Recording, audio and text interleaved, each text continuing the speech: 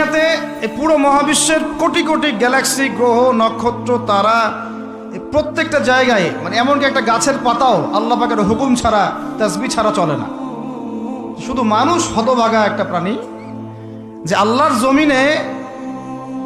জমিনে থেকে, আল্লাহর খেয়ে, আল্লাহর পরে, আল্লাহর বাতাস থেকে শ্বাস নিয়ে, আল্লাহর দেওয়া পানি পান করে, আল্লাহ পাকের দেওয়া অর্থ, সম্পদ, রিজিক, স্ত্রী, সন্তান সব ভোগ করে আল্লাহরই জমিনে আল্লাহ বিরোধী আইন চালু করে দিয়েছে। এই মানুষই একটা হতভাগা প্রাণী। মন খারাপ করেন না, আমার কথা রাগ করেন না, এগুলো বাস্তব। কর্মী নেতারা চিনবে না, চিনলে এখন ঠিক কিনা? কেউ কাউরে চিনবে না, কেউ কাউর কোনো উপকারে আসতে পারবে না। ওই কঠিন দিনে তোরে আমি দেব রে গোলাম। তাহলে এই যে এতগুলা দোয়া ছোটবেলা থেকে আনটিল টুনাইট, এর রাত পর্যন্ত যে দোয়াগুলো আল্লাহর কাছে করছেন, লস হয়েছে? চিল্লায় বলেন, লস হয়েছে না লাভ? লস না লাভ? আল্লাহ বলে, গোলাম চা বেশি বেশি দোয়া কর। উজিবু দাওয়াতাদ দাঈ ইদা দাআন। আমার বান্দা আমার কাছে চাইতে দেরি হয়ে যায়, দোয়া কবুল করতে দেরি হয়। এজন্য বারবার চাইতে হবে। না দিলেও চাও, না দিলেও হয় একটু পরে দিবে, দেরি করে দিবে। যখন আমার জন্য উপকার হবে, ভালো হবে, তখন দিবে। তা না হলে কিয়ামতের ময়দানে দিবে। চিল্লায় বলেন ঠিক কি না? বেশি বেশি দোয়া করবেন, সবার জন্য করবেন, নিজের জন্য করবেন, ফ্যামিলি মেম্বারসদের জন্য করবেন, শুভাকাঙ্ক্ষীদের জন্য করবেন, শত্রুদের জন্য বেশি করবেন, হেটার্স যারা আছে ওদের জন্য বেশি দেওয়া। তোমাকে আমি বলি, নামাজটা ছাড়ি প্লিজ।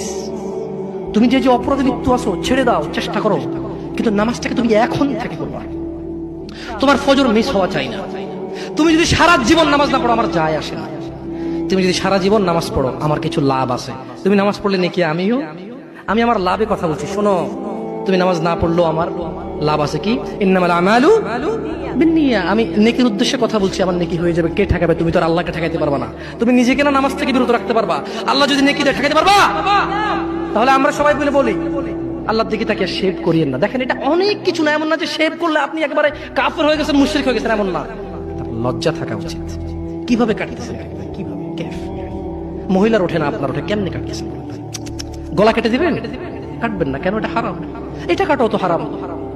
তুমি তো সেই যুবক যে ফেসবুকে একদিনে 50টা স্ট্যাটাস দিছ, ফ্রান্সের মাল বন্ধ করো, ফ্রান্সের এই সেই করো, ইসরায়েলের মাল বন্ধ করো, ব্রাজিলের মাল বন্ধ করো, খাবো না, জ্বালিয়ে দাও। এগুলো তো তুমি বলেছো, আমরা এগুলো বলি নাই। আমরা রাসূলের সুন্নত এভাবে পালন করি। যারা রাসূলকে ঘৃণা করে, আমরা বলি যে আমরা ভালোবাসি। দেখো, ওয়াল্লাহি ওয়াল্লাহি এটা কখনোই রাখতাম না যদি সুন্নতে মুহাম্মদ সাল্লাল্লাহু আলাইহি ওয়াসাল্লাম।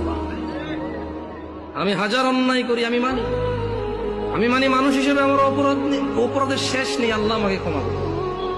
তবে তোমরা যারা মুহাম্মদ সাল্লাল্লাহু আলাইহি ওয়াসাল্লামকে নিয়ে কুৎসা রটনা করো, অবমাননা করো, তোমাদেরকে বলে রাখি, আমার টাকনুর উপরের কাপড় ওনাকে ভালোবেসে। আবার আল্লাহর জন্য যখন সালাত আদায় করি, শেষ বৈঠকে বিশ্বনবীর উপর দুরূদ আছে না নাই? রাফা'না লাকা যিকরাক। ও নবী, আপনার নামকে আমি অনেক উপরে তুলে ধরেছি। আমার নাম যেখানে, আপনার নাম ওইখানে। গোটা বিশ্বব্যাপী আপনার নাম ছড়ায় যাবে। ওরা আপনারে গালি দেয় কবি বলে, ওরা গালি দেয় গণক বলে, ওরা বলে আপনি আফতার, লেস কাটা। আসলে যারা আপনারে গালি দেয় ওরাই লেস কাটা। ওরা আপনারে বলে আপনি নির্বংশ, আপনার ছেলেগুলো বেঁচে নাই, মেয়ে বেঁচে আছে, আপনার নাম নেয়ার কেউ থাকবে না। ওই আবু জাহেল, উতবা, সাইবা, ওদের নাম নেয়ার কেউ থাকবে না। আপনি লেসকাটা নন, আপনি নির্বংশ নন। ইন্না শানিয়াকা, চিল্লায় বলেন ইন্না শানিয়াকা।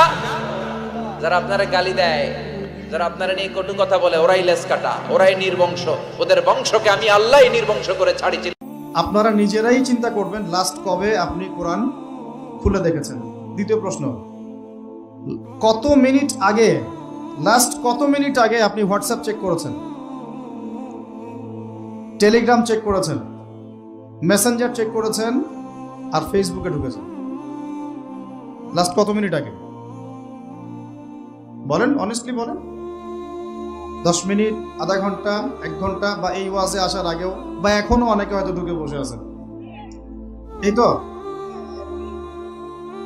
এই অবস্থা যদি এই জাতির হয়, এবার শক্ত কথাটা শুনেন, এই অবস্থা যদি এই তরুণ প্রজন্মের হয়, আল্লাহর কসম আল্লাহর কসম করে বলতেছে, আল্লাহর কসম আমরা আল্লাহকে চিনি, এই প্রজন্মের হাতে আল্লাহ পাক বাইতুল মুকাদ্দাসের বিজয় দিবেন না।